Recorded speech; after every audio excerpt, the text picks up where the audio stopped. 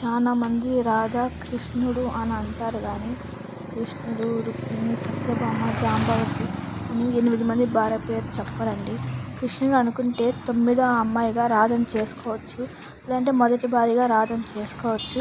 కానీ చేసుకోకుండా 8 మంది భార్యను చేసుకొని రాధని తన ప్రేయసిగానే పెట్టుకున్నాడంటే నాకు అర్థం అవ్వలేదండి. ఆయన అనుకుంటే ఏదైనా చేయగలడు. సృష్టి ఆయన చేతిలో ఉంది. ఆయన చేతిలో ఉన్నా కూడా రాధను దక్కించుకోలేకపోయినాడు. ఎందుకండి అది ప్రేమకున్న బలమా, లేదంటే కొన్ని జీవితాలలో వాళ్ళ పేర్లు రాయలేదని దేవుడైనా సరే రాతను తప్పించుకోలేడు అని ఏమన్నా ఉంటుందా అండి?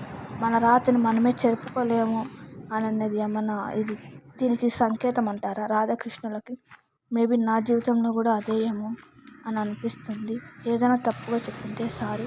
కానీ రాధాకృష్ణులు ఎందుకు పెళ్లి చేసుకోలేకపోయినారు అన్నది ఒక డౌట్ అనేది నా గుండెల్లో గుచ్చుకుంటుంది ప్రతి ఒక్క రోజు.